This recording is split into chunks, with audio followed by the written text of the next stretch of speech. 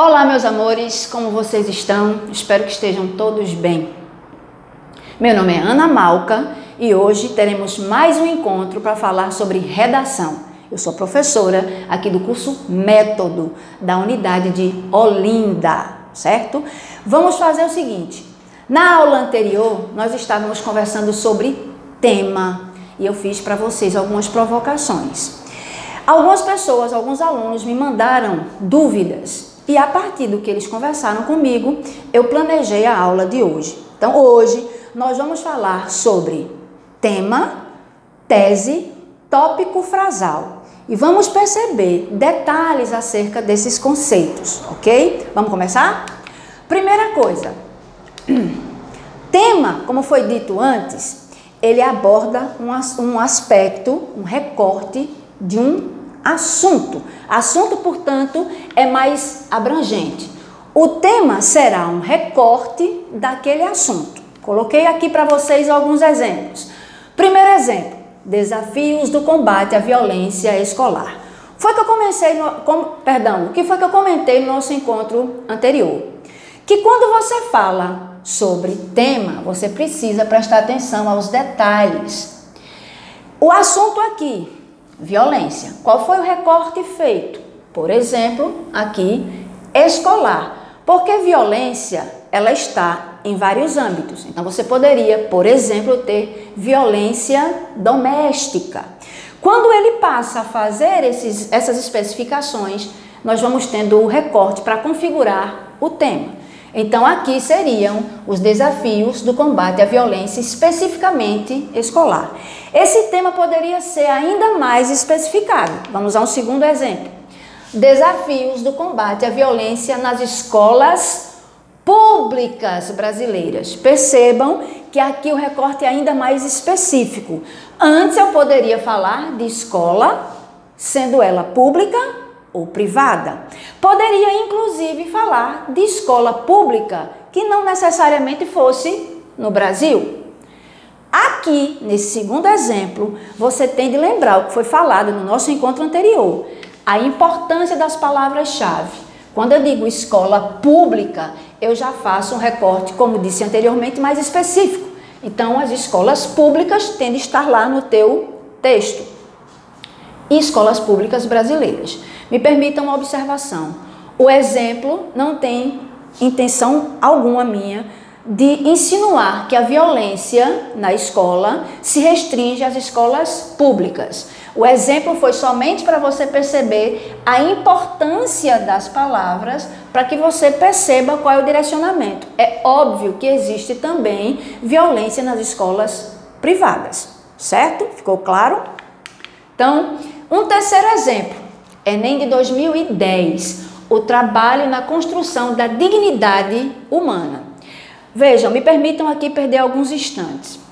Primeiro, alguma vez na sua vida você refletiu sobre a origem da palavra trabalho? Será que trabalho foi sempre percebido como algo positivo? Ou será que em algum momento da história, trabalho foi considerado algo ruim? Se você for pesquisar, talvez, quem sabe, você descubra que a origem da palavra trabalho seja do latim. Será que isso é verdade? Se é do latim, qual seria a origem? Será que seria da palavra tripalium? E a palavra tripalium, o que seria?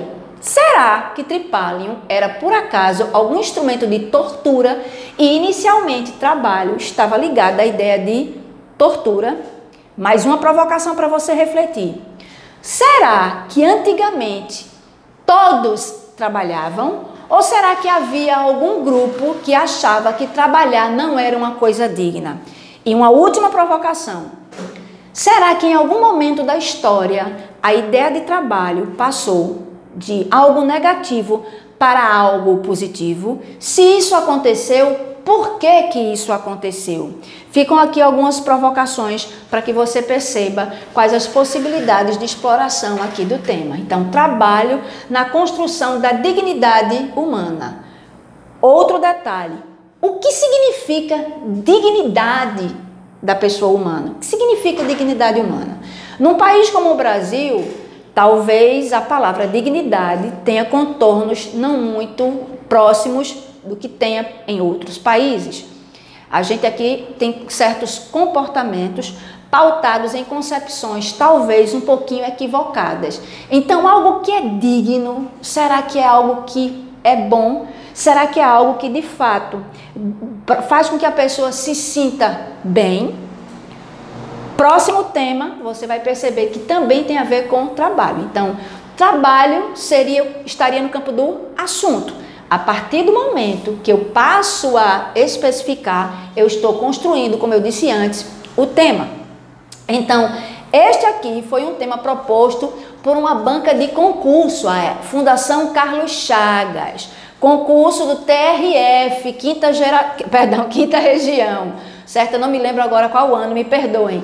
Mas percebam como o tema é mais longo e como há pistas de especificações mais voltadas para o que um concurso público faria, e nesse caso aqui queria. Veja, a oferta de trabalho digno, com remuneração e condições adequadas, é a forma mais segura e eficaz de inclusão social.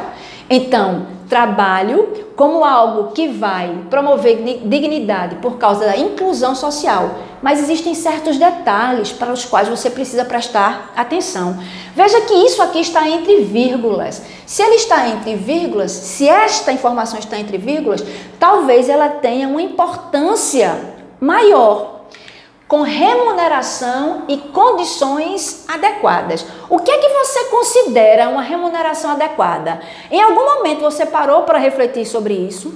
Vamos a um exemplo que tem a ver com o nosso momento. Nós estamos passando por um período muito estranho por causa do coronavírus, certo? Estamos todos, em alguma medida, muito presos dentro de casa.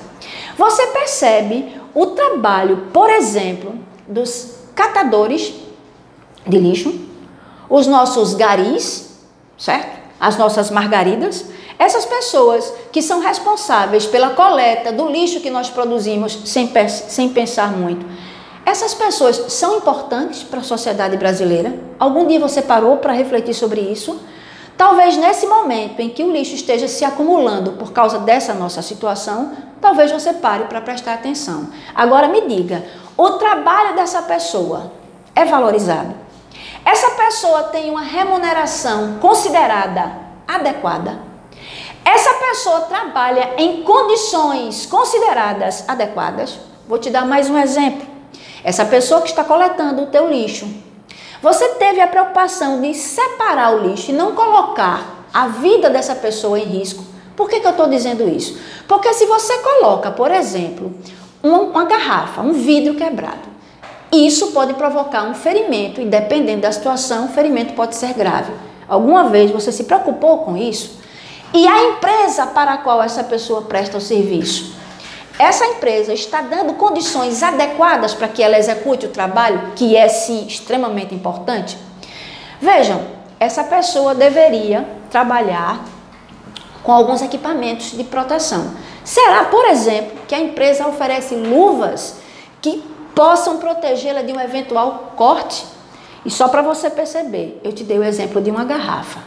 Mas e se ao invés de uma garrafa, um vidro, um copo quebrado, fosse um lixo hospitalar, descartado de maneira inadequada, e essa pessoa, ao se furar, contraísse alguma doença? Você algum dia parou para pensar a respeito? Então, esse termo que está entre vírgulas, esta informação, ela te dá um direcionamento. Ele está sugerindo remuneração e condições adequadas para que o trabalho seja considerado digno. Isso não é algo para se descartar, é algo para se observar. E ele afirma, é a forma mais segura e eficaz de inclusão social. Então eu te fiz algumas provocações e eu quero que você perceba que as informações dadas foram ainda mais específicas do que as informações dadas aqui. Isso aqui poderia ser explorado. Você vai ter de aprender que em determinadas situações, certas informações podem ser interessantes para um tema, mas não necessariamente para um outro tema. Aqui eu paro essas minhas observações, mas se você ficou com alguma dúvida acerca do que eu disse, volto a repetir. entre em contato comigo. Se você é aluno nosso, aluno do método, fale comigo no WhatsApp, que eu estarei pronta para te atender. Ou se você não é aluno do método, mas assistiu ao vídeo e ficou com dúvida e gostaria de tirar essa dúvida, vá no meu Instagram, @malcalinguagens. Fale comigo que eu certamente responderei e falarei com você para você sanar sua dúvida, certo? Eu fiz algumas provocações para que você perceba o que eu disse na aula passada. É importante, de fato, interpretar o tema para perceber as possibilidades oferecidas, ok? Vamos para um segundo conceito de hoje, que é o conceito de tese. Muito provavelmente, vocês não têm hoje as dúvidas que vocês têm com relação ao conceito. Ah, professora, eu entendi que tese é o meu ponto de vista, tese é a minha opinião. Talvez o teu problema seja, se não me falha a memória, foi Camille que perguntou, que falou, comentou no nosso grupo, que não estava sabendo como colocar a tese. Vou colocar aqui exemplos para vocês. Veja, a tese, de fato, você já deve ter entendido, é o ponto de vista. A minha preocupação no momento, no nosso encontro de hoje, é como materializar essa tua opinião. Primeiro, você sabe que você não pode fazer essa exposição do teu ponto de vista de maneira pessoal. Ou seja, você não pode, por exemplo, usar expressões do tipo eu acho, na minha opinião. Isso configura marca de pessoalidade. Em breve, nós teremos aulas sobre estratégias de impessoalização. O comentário que eu estou te fazendo hoje é para você perceber que tese é ponto de vista, mas que existem formas adequadas de você expor esse ponto de vista no teu texto, na tua redação do Enem, ok? E o próximo conceito é o de tópico frasal. E aqui eu me detenho um pouco mais. Por quê? Porque alguns alunos estão confundindo tese com tópico frasal. Houve uma pessoa especificamente que me disse: professora, eu tenho de apresentar as minhas 2 teses já na introdução. Amores, o texto tem um único ponto de vista. Portanto, é uma única tese. O que acontece é que para você sustentar a sua tese, você vai ter de lançar mão de ideias que vão ser a base dos argumentos. Esses argumentos, você vai perceber no nosso encontro de hoje, vão ser materializados. E por que eu estou usando a expressão materializados? É porque você vai visualizar esses argumentos nos teus parágrafos de desenvolvimento. Mas esses argumentos não são a tese do parágrafo de desenvolvimento. Esses argumentos são os tópicos frasais dos parágrafos de desenvolvimento. O que eu quero que você entenda. A tua redação do Enem, nós costumamos aconselhar que tenha, em média, 4 parágrafos. Cada parágrafo tem características, cada parágrafo tem suas funções específicas. Então, nós também vamos ver no próximo encontro quais são as características, qual é a função da introdução. Qual é a característica, qual é a função do parágrafo de desenvolvimento e qual é a função do parágrafo de conclusão. Então, o que eu quero que você perceba é que essa ideia, o tópico frasal, vai estar presente nos teus parágrafos de desenvolvimento. Como base, é a partir dessa ideia que estará lá no primeiro período do teu parágrafo de desenvolvimento que você vai desenvolver. O que é que algumas pessoas, às vezes, entendem? Que essa ideia que vai encabeçar, que vai iniciar o parágrafo de desenvolvimento é a tese do parágrafo. Volto a repetir. Não, meus amores, não é a tese do parágrafo. É tão somente a ideia central do parágrafo, mas não é tese, certo? Eu até entendo esse tipo de raciocínio. A pessoa deve pensar mais ou menos assim. Eu tenho uma macroestrutura, ou seja, eu tenho a minha redação completa. Só que essa redação, essa macroestrutura, está dividida em microestruturas. Então, muito provavelmente, essa pessoa entende o parágrafo, cada parágrafo, como uma microestrutura. E muito provavelmente, repito, essa pessoa entende o parágrafo de desenvolvimento como se fosse uma unidade, e com começo, meio e fim. Então, a pessoa deduz que a ideia a ser trabalhada no parágrafo seria a tese. Mas para finalizar, repito mais uma vez, a ideia que vai ser a base do parágrafo de desenvolvimento não é chamada de tese. A ideia que vai ser a base do parágrafo de desenvolvimento, meus amores, essa ideia é chamada de tópico frasal. E neste momento você já vai ter ideia do que vai acontecer. E na aula seguinte, quando nós formos trabalhar a introdução, eu darei ainda mais informações a respeito disso, ok? Foi o que eu fiz aqui. Eu peguei uma imagem só para você perceber qual é a ideia de tópico frasal. Percebam que aqui nós temos cores distintas. E essas cores distintas foram assim colocadas para que você perceba a função de cada período. Olhe, aqui eu tenho uma primeira informação. Nesta primeira informação eu tenho um período, 2 períodos. A ideia inicial que está materializada no primeiro período é o que nós vamos chamar de tópico frasal. Em seguida você vai aprofundando para concluir o raciocínio. Então isso aqui é um parágrafo de desenvolvimento e neste momento a única coisa que me interessa é que você visualize. O tópico frasal vai ser esta primeira ideia que vai servir de guia para tudo que vai ser trabalhado no parágrafo. Para concluir, como nós sugerimos 4 parágrafos, e eu disse antes a função de cada um, a função dos 2 parágrafos de desenvolvimento é desenvolver, é trabalhar, é argumentar. Então, eu vou ter essa estrutura. Tópico frasal, ideia base, aprofundamento e conclusão do raciocínio, ok? Foi o que eu fiz aqui para você. Eu coloquei tipos de tese. Cada professor tem a sua maneira de ensinar. Cada professor tem sua estratégia. Então, você pode encontrar um professor que use a expressão tese roteirizada. O que é que ele quer dizer com isso? Ele quer dizer que quando você materializa, coloca lá de maneira clara para a pessoa ler a tese de maneira explícita, com direcionamento, ela vai estar meio que roteirizada, porque você está indicando para a pessoa que está lendo o teu texto qual é o caminho, quais são os caminhos, quais são os passos que você dará a seguir. Então, na tese roteirizada, você vai encontrar a coisa de maneira analítica. O que é isso? Dividida, ok? Como é que isso se materializa?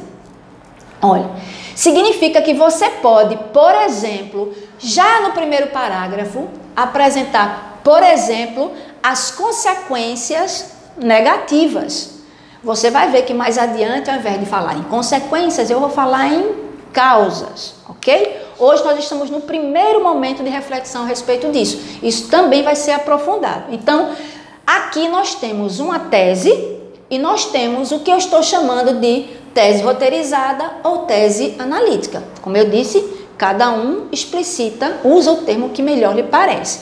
Então vamos lá. A gravidez na adolescência é um dos problemas mais preocupantes na sociedade brasileira e precisa urgentemente ser enfrentado, pois seus desdobramentos são extremamente prejudiciais, sejam eles imediatos, como a evasão escolar, sejam futuros, como a possível não inclusão no mercado de trabalho.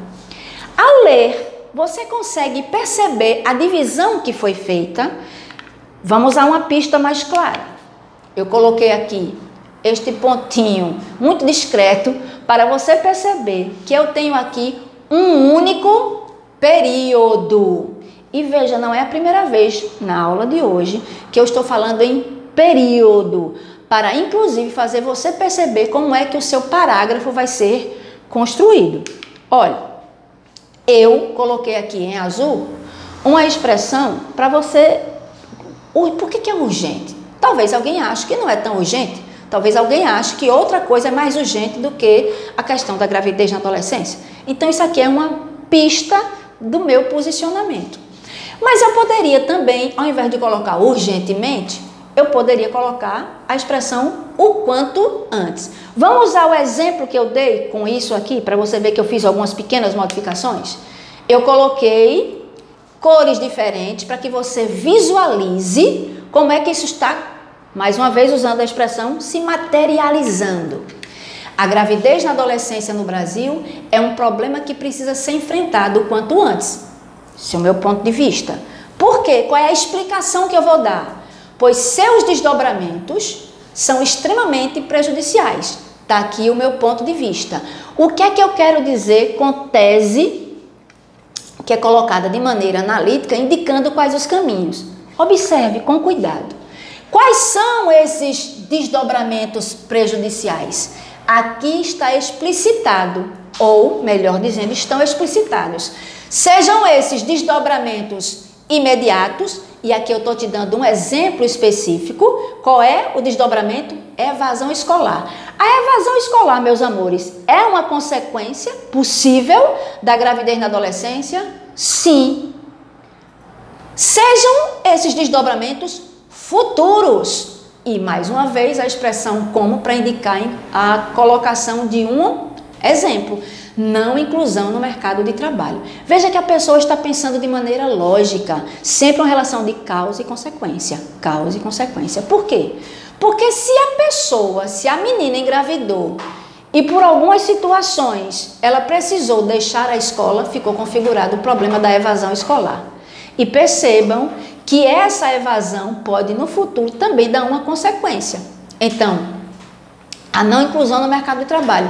Se eu não tenho formação adequada, certamente será mais difícil conseguir uma vaga no mercado de trabalho. Para finalizar o raciocínio, eu quero que você perceba que a pessoa que constrói uma tese assim, ela está indicando quais são as ideias que serão materializadas em tópico frasal. Aqui, ó. Evasão escolar será desenvolvido no D1. E não inclusão no mercado de trabalho será a ideia desenvolvida no D2. Este é um exemplo, eu espero mais uma vez que esteja ficando mais claro, certo? Aí eu coloquei isso aqui porque muita gente tem perguntado para mim: professora, me perdoe, mas eu não me lembro o que é uma oração, eu não me lembro o que é um período. Uma oração é um enunciado que tem sentido completo, certo? Essa oração, ela é chamada de oração porque ela recebeu um verbo. Aqui eu coloquei o conceito de período e eu quero que você perceba que se eu tenho uma única oração, tecnicamente vai ser chamada de período simples. Se eu tenho mais de uma oração, tecnicamente isso vai receber o nome de período composto. Na aula de hoje ainda, eu irei fazer mais comentários a respeito disso. Agora eu quero que você entenda que período é um enunciado que tem sentido completo e, como eu disse, pode ser constituído por uma ou mais orações, ok? Vamos ver um exemplo, certo? De um parágrafo introdutório para você perceber mais uma vez como é que a coisa funciona quando você faz esse direcionamento. Meios midiáticos sabem bem o poder de persuasão que exercem sobre o imaginário de crianças e adolescentes. Isso é uma afirmação, não tem ainda força de ponto de vista, certo? Por isso, por causa disso aqui, é comum o uso de estratégias, muitas vezes inescrupulosas, buscando conquistar esse público. Sendo assim, se a sociedade não der atenção especial a essa questão, o ideal de felicidade ligado necessariamente ao consumo desenfreado e à adequação a um padrão de beleza inatingível, isso irá provocar sérias consequências. Não só consequências psicológicas, mas também consequências físicas na vida futura desses jovens. O que é que eu quero que você perceba aqui? Que houve mais uma vez um direcionamento. A pessoa está indicando, por isso que a tese é roteirizada, indicando que ela falará dessas consequências psicológicas e no outro parágrafo do desenvolvimento que ela falará de consequências físicas. Veja, eu não quero neste momento aprofundar a discussão, mas me permita te fazer algumas provocações. Qual que é o ponto de vista da pessoa aqui? Eu coloquei sublinhado justamente para você perceber. A pessoa está dizendo que acreditar que felicidade é ter o que não se tem ou ser o que não se é, pode ser prejudicial por causa das consequências negativas possíveis. Vamos te dar um exemplo? Veja que isso poderia ser desenvolvido lá nos parágrafos de desenvolvimento. Qual seria uma consequência psicológica? Vamos lá. Digamos que a pessoa ache que para ser feliz, ela precise, por exemplo, ter o celular. Vamos lá. O iPhone... Meu comandante, qual é o iPhone, o último agora? Não sabe também, eu também não sei. Então vamos lá, iPhone 20. Veja, quando sai o iPhone 20, há pessoas que ficam desesperadas. Meu Deus, eu tenho de ter o iPhone 20. Aí perturba o pai, perturba a mãe, até conseguir o iPhone 20. Só que ela mal sabe que quando conseguir o iPhone 20, já vai estar saindo o iPhone 20A Plus, não sei o que, ou 21. E ela vai ficar nessa eterna busca por aquilo que ela não tem. Ela pode, inclusive, ficar angustiada, acredite, até depressiva. Ela pode ficar no estado psicológico bem complicado. Por isso, talvez você ache que é exagero meu, mas acredite, existem pessoas que acham que a felicidade está em ter o celular de última geração, ou o tênis de última geração, ou sei lá o que de última geração, ou que a felicidade é ir para o show X ou Y. Isso é muito perigoso. Vamos a uma consequência física? Vamos lá. Digamos que eu nasci magrinha, barradinha, e as mulheres mais desejadas no mercado são as mulheres fartas, mulheres com seios fartos, com bumbum farto, a lá BBB. Perfeitas, a lá atriz da Rede Globo. E eu, infelizmente, não me encaixo nesse padrão. Será que pode haver alguma consequência física? E olhe que tem aí a possibilidade de explorar a consequência psicológica. E eu posso explorar também a consequência física. Acredite, existem pessoas que passaram por procedimentos, certo, cirúrgicos e chegaram a falecer para tentar se encaixar no padrão de beleza. Eu estou te dando pistas, eu não vou aqui desenvolver todas as possibilidades. Eu estou te dando pistas do que seria possível, certo, se discutir a partir dos caminhos que foram oferecidos. Consequências psicológicas e consequências físicas. Para concluir, repito mais uma vez, essa ideia de consequência psicológica será transformada num tópico frasal que será a base do D1. E essa ideia de consequências negativas, né, consequências físicas, será usada num tópico frasal, será desenvolvida num tópico frasal no D2, ok? Eu coloquei aqui setinhas porque eu quero condicionar você a prestar atenção em como esse parágrafo está sendo construído. Primeiro movimento, primeiro período. Segundo período. Terceiro período. Percebam que este primeiro período, ele é mais curto. Este segundo período também é mais curto. Mas este último período foi desenvolvido de maneira um pouco mais alongada. E aqui está de propósito para eu fazer mais uma observação. Muitos dizem que não se deve usar períodos longos. De fato, períodos longos podem trazer dois perigos. O primeiro perigo que nós professores percebemos é que, como vocês não têm muita ideia de sintaxe, ou seja, de estruturação, de articulação entre as orações, vocês acabam cometendo erros que vão configurar, muitas vezes, incoerência. Portanto, vocês acabam perdendo ponto na competência 3. Além disso, vocês também, por essa dificuldade que tem em trabalhar com articulação de orações, vocês podem cometer erros de pontuação, com relação ao uso de vírgulas, por exemplo, o que pode te trazer algum prejuízo na competência 1 de domínio da norma culta. O que é que eu vou te dizer? Para não desenvolver períodos longos, não, meus amores, eu vou dizer para vocês o seguinte, que se vocês querem mostrar que tem domínio maior do que a maioria das pessoas, Vocês podem aprender a desenvolver períodos um pouco mais longos.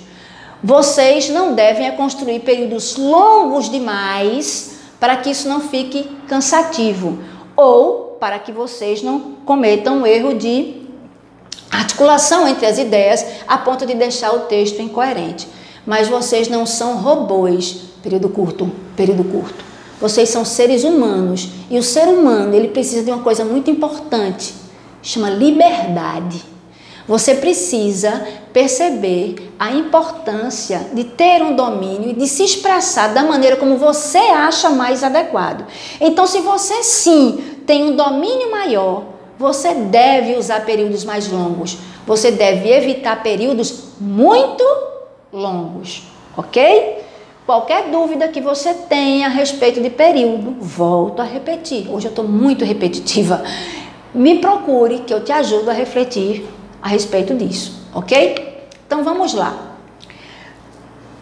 Chegamos nesse momento de conclusão de ideia do que seja tópico frasal, do que seja tese, ok? Então eu espero que esse primeiro momento tenha ficado claro para você. E se não ficou, me procure que eu te ajudo a refletir a respeito. Por agora é só. Vamos a um segundo encontro.